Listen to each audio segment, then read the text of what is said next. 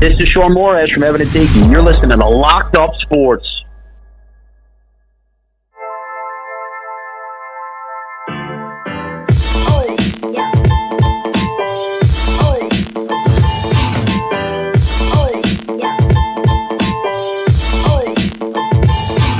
So last night I told you it was going to be a big night at the Garden. The Rangers and the Florida Panthers. The Florida Panthers coming in as the best team in the NHL, as one of the hottest teams, along with the Rangers. Rangers just as hot, and that it was going to be a measuring stick game. And the Rangers, they just didn't measure up.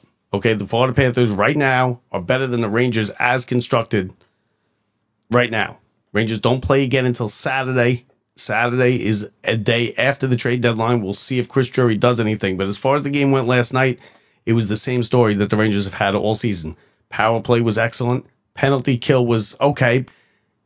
5-on-5 is a problem. And it's a problem when they play the top teams, the top echelon teams here in this league, such as the Panthers or the Toronto Maple Leafs, teams like that.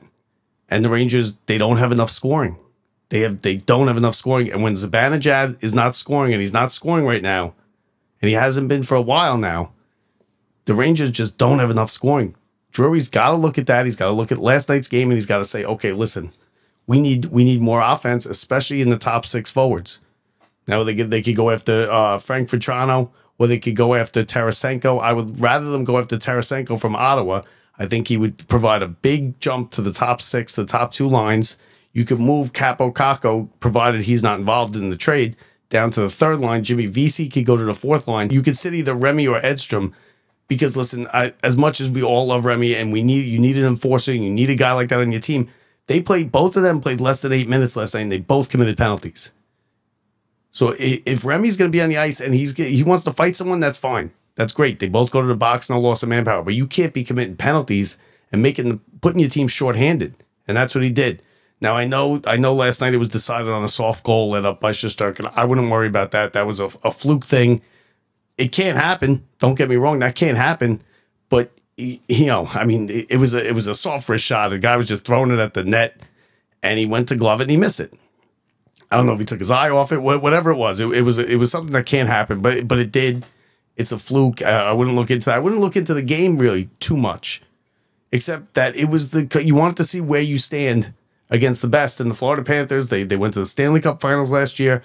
They are the standard now in the Eastern Conference, and they're the best team. They're now 4 points ahead of the Rangers. They're 2 points ahead of Boston. The Rangers are knocked down the third slot in the Eastern Conference, and we'll see. Like I said, they don't play another game until Saturday, and this team could look different on Saturday.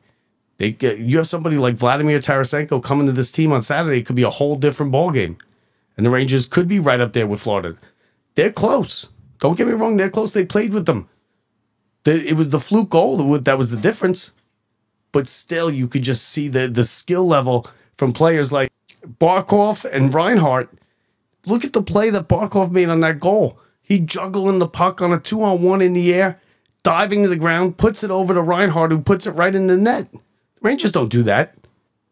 Rangers don't do that.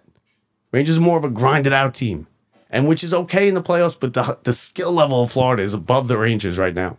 And then Reinhart scored another one just after that. And then when you talk about Remy and Ekstrom taking penalties, playing less than 8 minutes, you had the guy who scored the game-winning goal, Ryan Lomberg, played the least amount of ice time. He had under 7 minutes, and he scored the game-winning goal. Now, again, it was a fluke game-winning goal, but he didn't commit penalties. Instead, he scored the game-winning goal. So the Rangers' bottom two committed penalties, put the team shorthanded where goals were scored against them. The Florida Panthers' bottom guy scored the game-winning goal. And the Rangers, they're just a touch below now. They are close to being a Stanley Cup team, and they can be. They're one piece away. Let's see if Chris Drury makes any changes by Friday. The deadline is Friday. I believe it's 5 o'clock, 5 p.m. is the trade deadline. And let's see if he goes after somebody.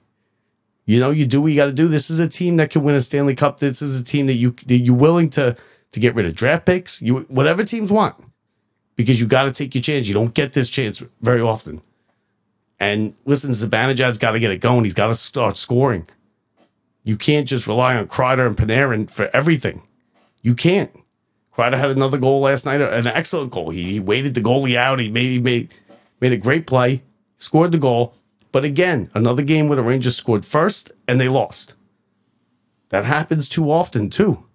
Because they'll score first and then they'll get one more goal and all they have is 2 goals the whole game. And that's what they had last night. 4-2 was the final. Rangers off until Saturday. We'll see what Chris Drury does. Rangers are 1 piece away. Let's hope he sees it and let's hope he makes the move that needs to be made to make the Rangers a Stanley Cup contender here in 2024.